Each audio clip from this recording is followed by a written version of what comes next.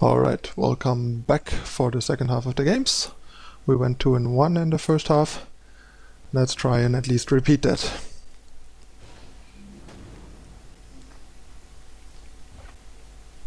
Next opponent. Solid opening hand. Not too happy on the play with like 2 power and the Acolytes, because as I explained in the deck tech, we might never get the 3rd power and then our hand is completely useless. And we also have no turn 2 play. I think I'm gonna redraw this. Might be a bit too aggressive, like on the draw I would have definitely kept it. But on the play I don't feel too comfortable with this hand. This is much better. This is a very well balanced hand. And also very reliable.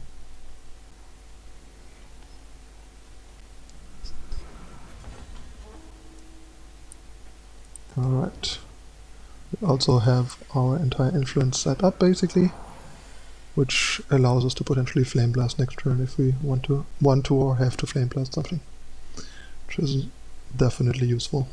It's really nice if Flame Blast is active by turn 3, because it's like a really efficient thing. Like for example, if we draw another Talir's Favored, we can play Favored and Flame Blast the Oni, or if we draw a drone or an initiate, we can do the same. Okay, so it's Jido or Jidoless Jido. People start playing them more and more again. Guess they realize that it's still pretty good. I might go into that a little deeper in a future video. Okay, so I think ultimately we want to Amber Acolyte here. Simply because it's more power efficient, we can potentially squeeze in a Flame Blast for 1 against this deck later down the road. Like we can go Titan into Titan plus Flame Blast, for example, to recapture some tempo, which is pretty important. Although I would really like to block the Knife Jack, I really have to get rid of the Warcry. And our Talir's Favored is definitely helping us here. And yeah, if they have a Rapid Shot, it's like whatever, if they feel like using it there. I think it's really bad though to use your Rapid Shot that way. Especially because of like Titan against the time deck. If your unit would trade with these decks, usually just don't Rapid Shot. If you get a trade, be happy, take the trade. Keep the Rapid Shots for the blocks that don't trade. Oh. Almost would have played the wrong influence and then would have lost the game because we couldn't play our Titan. And like now, he might just not have a way to deal with Titan. To make sure that Torch is now out, I'm gonna block the Oni.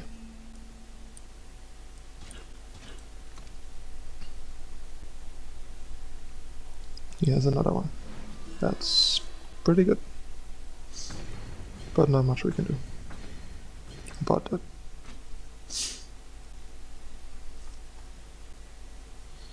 Alright. Still time to stabilize, kind of.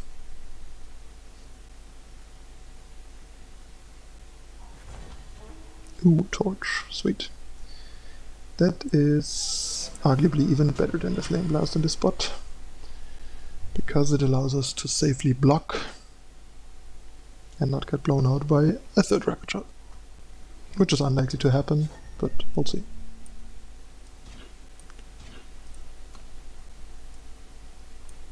And since he doesn't do anything, I'll torch it now. And I mean, if he rallies, it's whatever. He has another Rapid Shot, really, and he didn't use it like proactively. That's weird. Like normally they get priority first, basically, so if they have Rapid Shot, they Rapid Shot first. So the fact that he didn't do that, I expected him to just not have Rapid Shot there. But I guess he did anyway. Alright, so gonna roast this guy.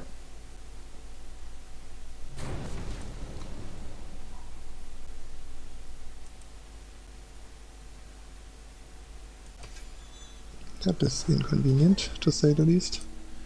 Gonna block here, not block this guy, even though it really hurts. And then drop Obelisk next turn to block.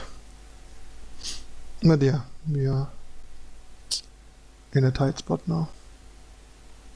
Especially because there's like some big Warcry thingy coming.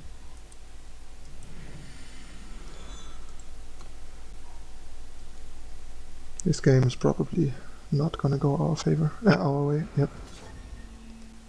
There we go.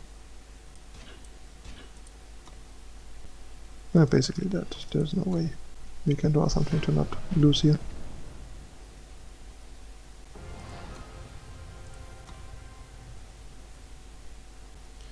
Alright. Alright, next opponent. I mean, these like 3-door matchups are a lot easier if you draw a drone or a rally. Or a line, I mean. Without a drone or a line they can be tricky. Especially if they draw triple rapid shot against our double titan. And weirdly use the last one in a way that does not play into our torch, which I am still confused happened that way, but oh well. That's like the first time that basically ever happened to me, that I, like as a blocker, used torch and the opponent used the trick after that in a situation where they basically have to use it because otherwise they're gonna lose their unit.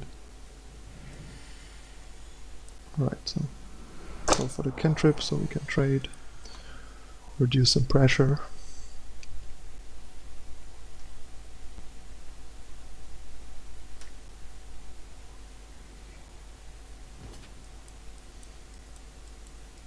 And block. Always important to block the Grenadin, not the drone, for potential interactions with Shadowlands Guide and Dark Return and stuff like that. So I think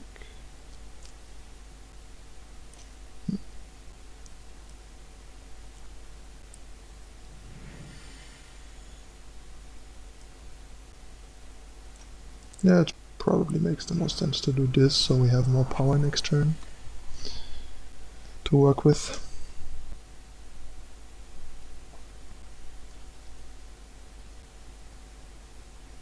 Like, what is this mono fire? Because like, there's like no stock deck that runs these two cards together. And Caliph's Favor? Yeah, it looks like it might really be like mono fire. Alright then, mono fire it is.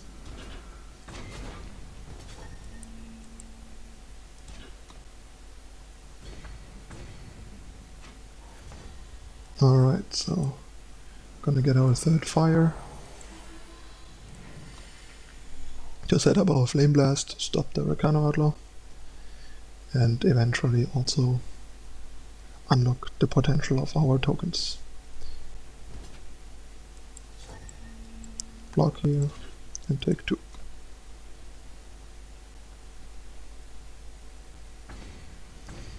And next turn we probably just assembly line and Flame Blast. Rebel Sharpshooter, interesting. Did not see that one coming.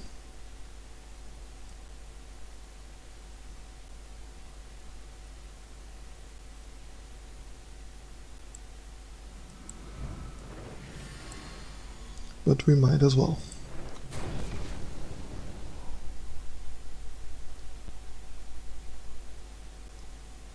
Let's see what happens with this Rebel Sharpshooter. Could turn out really annoying actually. And yeah, I think I would just block here again and take 3. Until we unlock the potential.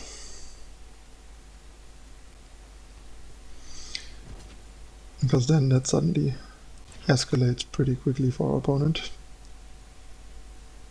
In a bad way.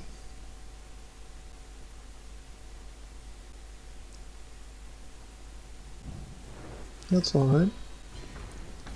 Then that's out of the way.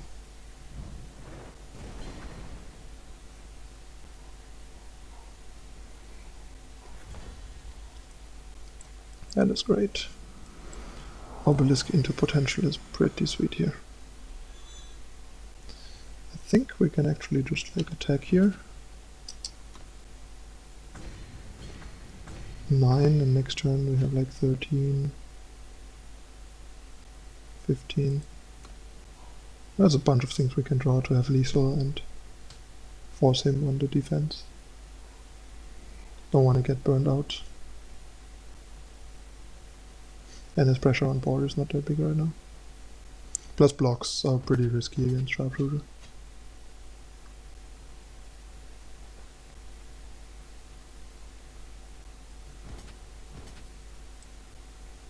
Like any Obelisk, unlock potential, initiate or burn spell should kill him. So does Izalio. Are we dead? Yep. That was pretty close. Maybe I should have like calculated that better and blocked with Talir's jump blocked with Talir's favored instead. That might have been better.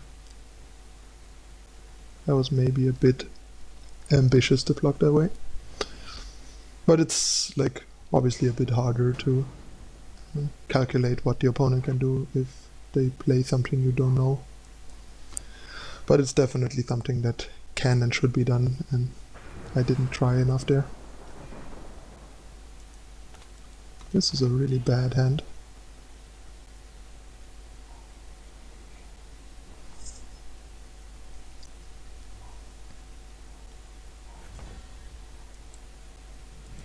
I mean, even though we are not doing that well right now, partially due to draws and some questionable plays, let me tell you that I have a positive win record with this deck in like top 10 Masters, so it's definitely not a bad deck.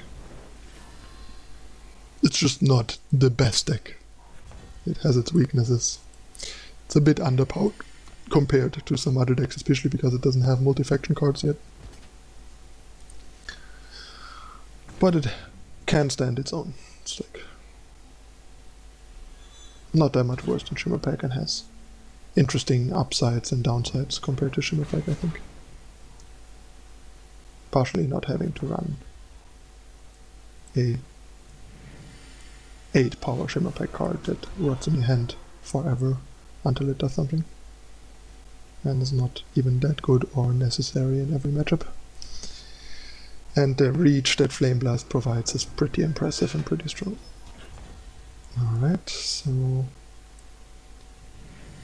if we attack here, he can trade. If we do this, he can't trade. That seems good.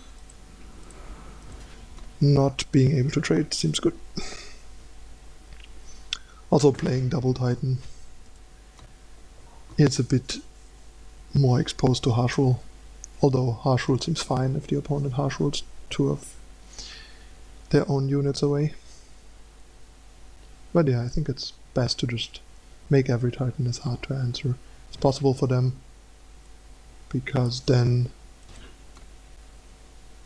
well, yeah, they will not answer them all, because Armory is kind of soft to Titan. They have very limited ways of dealing with it. And yeah, that's alright. I'll trade like that. That's acceptable. Okay, so more Titan, and next turn we can drop those two, and then we are almost at threshold. And yeah, I think we can safely block here again. That smells like a Harsh Rule. Oh, no Harsh Rule, it's that, but that's still fine.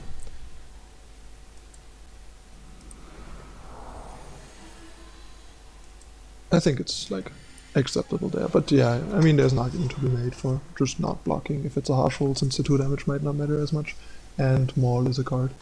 So yeah, maybe the block was kind of bad in retrospective. Like I basically kind of like thought about it the moment that I did it, but yeah, then it was too late. And when I return that, puts 2 viable attackers in play and gives us something to play after a harsh roll. Ooh, that's nice. I think I'll just...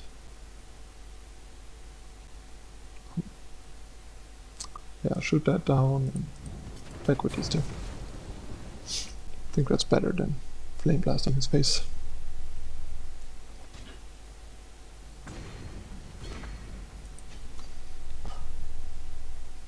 There's an argument to be made for just attacking with the Titan and holding back Displacer until like the lethal turn, basically.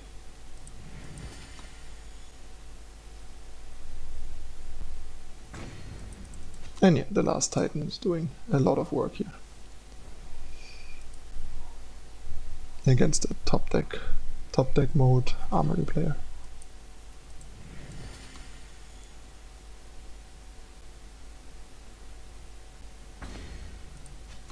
And yeah, he basically needs like a harsh roll or a vanquish, and even that's not gonna be too great.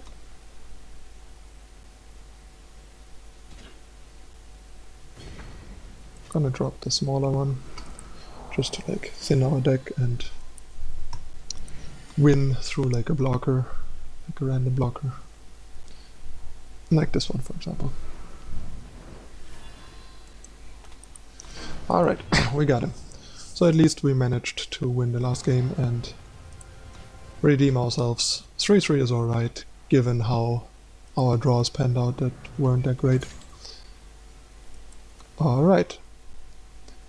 That's it for Praxis Tokens, guys, this time.